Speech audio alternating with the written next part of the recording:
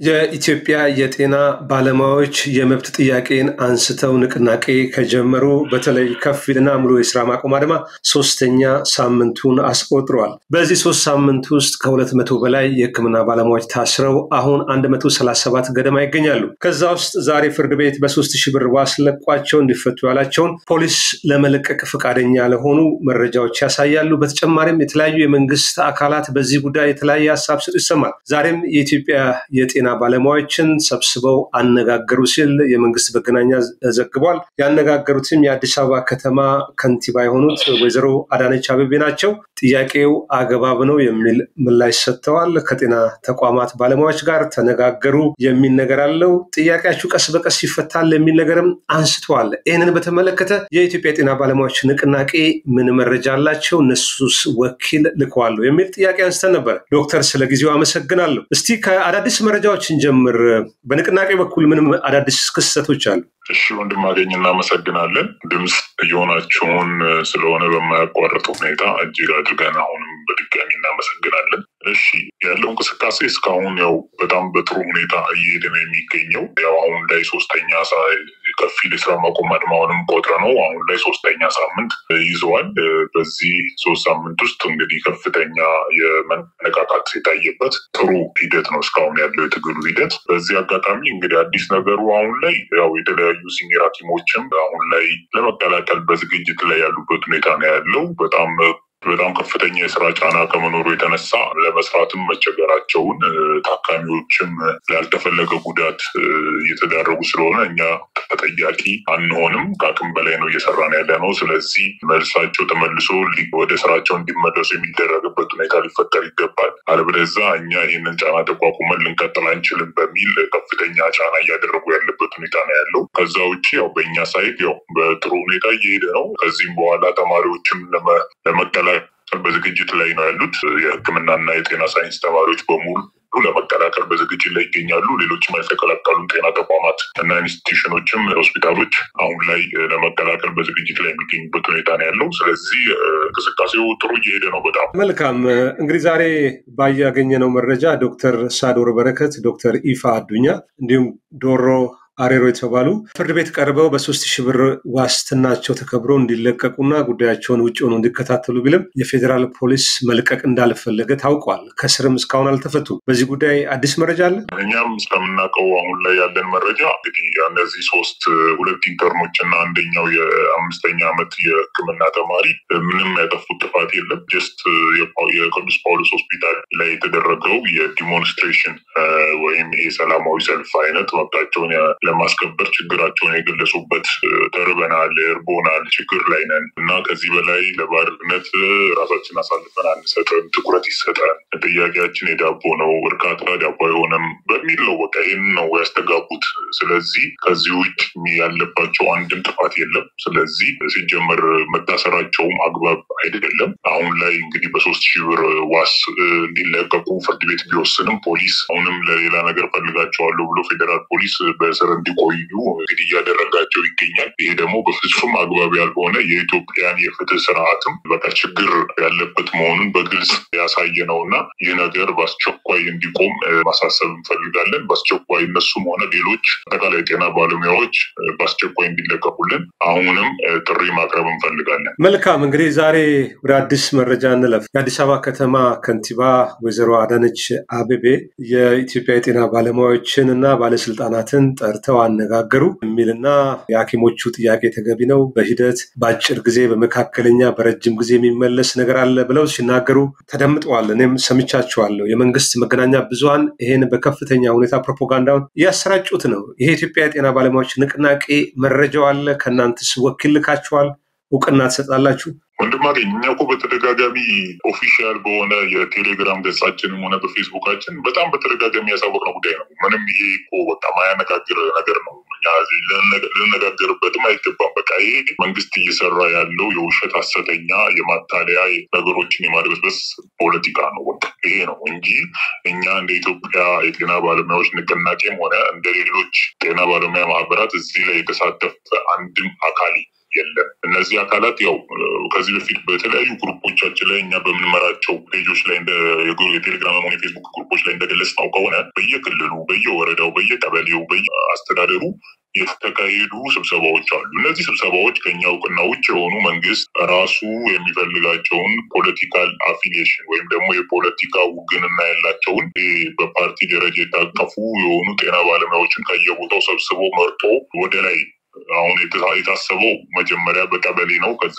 በዞን፣ ከዛ ክልል ደረጃ እና ከዛ በኋላ በጤና ሚኒስቴር፣ ከዛ ከጠቅላይ ሚኒስትሩ ጋር ስብሰባ ለማድረግ የታቀደው። ስለዚህ አሁን ጀስት የአዲስ አበባውን የምናየው ያው መጀመሪያ በየቦታው ሲደረጉ ነበሩ በክፍለ ከተማ ደረጃ።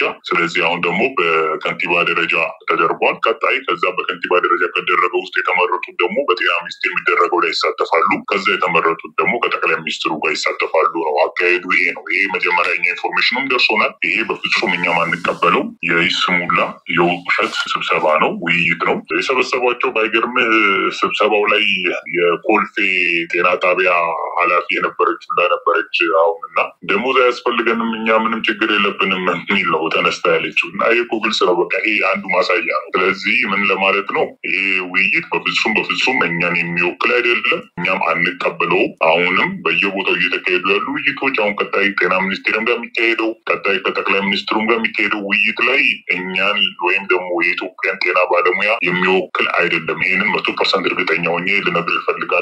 ያው ረጅም፣ መካከለኛ፣ አጭር ምናምን የሚባሉት የዛሬ 6 ዓመትም እንደዚሁ ነው የተባለው። የዛሬ 6 ዓመት ከጠቅላይ ሚኒስትሩ ጋር የተካሄደውን ውይይቶች ማዳመጥ ይቻላል። ህዝብ ሊፈርድን ይችላል። እኛ እዛን የጠየቅናቸው ጥያቄዎች አሁንም የጠየቅነው የተለየ ጥያቄ የለም። ተመሳሳይ ናቸው ጥያቄ። ምንም ምላሽ እየተሰጠ አይደለም። በቃ እኛ ርቦናል፣ ተቸግረናል፣ ልጆቻችን የምንመግበው አጥተናል፣ የምናለብሰው አጥተናል፣ ለራሳችንም መንቀሳቀስም አልቻልንም፣ ምንበላው አጥተናል፣ ቤት ኪራይ የምንከፍለው አጥተናል።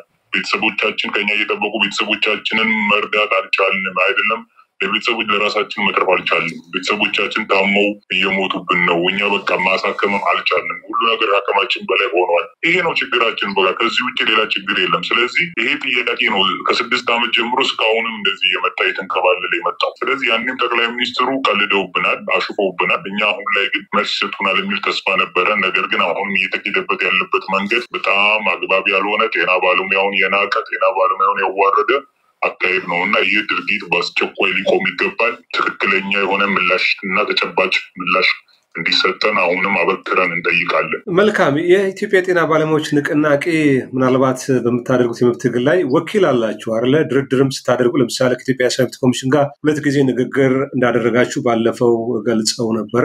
ከጤና ጥበቃ ሚኒስቴር ጋር 1 ጊዜ።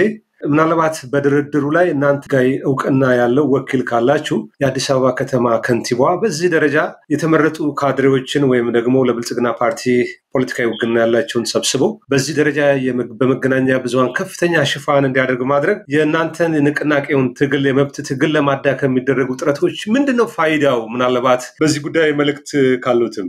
ፋይዳው እኮ ግልጽ ነው ወንድም አገኘ። እንግዲህ ያው እንደሚታወቀው እንግዲህ አሁን ላይ እየተሰራ ያለው የእኛን ትግል የማዳከም ህዝብ ላይ ለእኛ ያለው አመለካከት እንዲቀየር የማድረግ አይነት ስራ ነው እየተሰራ ያለው እና ፖለቲካዊ አንድምታ ነው ያለው። በአጠቃላይ መጀመሪያ ሲጀመር እየተሰሩ ያሉ ልማቶችን የተሰሩ ፕሮጀክቶችን ሲያስጎበኙ ከዛ ሲያበሏቸው ሲያጠጧቸው ነው የነበረው ከስብሰባው በፊት። ይሄ እኮ በቃ ግልጽ ነው። በፍጹም እኛ ማንቀበለው የማታለያ የማድበስበስ ነገሮችን እንደ ቀልድ የማየትና ጤና ባለሙያውን እጅግ በጣም የማዋረድ እና ነገሮቹን መሸወድ አይነት አካሄድ ነው እና ይህ በፍጹም የምንቀበለው አይደለም፣ አግባብም አይደለም፣ ትክክልም አይደለም። አንድ ለኢትዮጵያ ህዝብ የሚያስብ ሀገር ስርዓት ያለው መሪና ወይም ፓርቲ ከሆኑ እነሱ በትክክል ሊያደርጉ የሚገባው ጥያቄውን ከትክክለኛው አካል መስማትና ለነዛ ጥያቄዎች ትክክለኛ መልስ መስጠት እንጂ በዚህ ደረጃ ጥያቄዎቻችንን ለማድበስበስ መሞከርና የኢትዮጵያ ህዝብ ላይ ውሸት መንዛት፣ ሐሰተኛ ፕሮፓጋንዳ መንዛት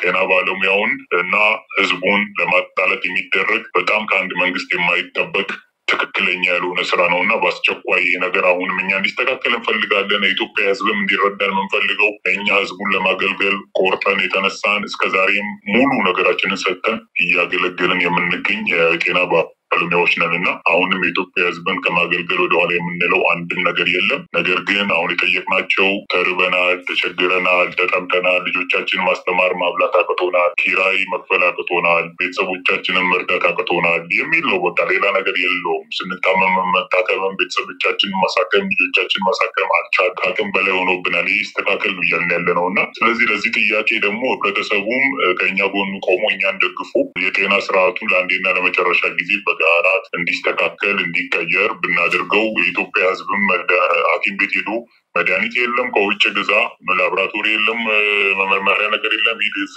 ውጭ ግዛ የሚባሉ ነገሮችና የተለያዩ የቆሸሹና ያደፉ ሆስፒታሎችና ጤና ጣቢያዎች ላይ ከመታከም እንዲድንም ጭምር ነው እየታገልን ያለ ነው እና ስለዚህ የጤናው ሴክተር ትልቅ ትኩረትን ይሻል።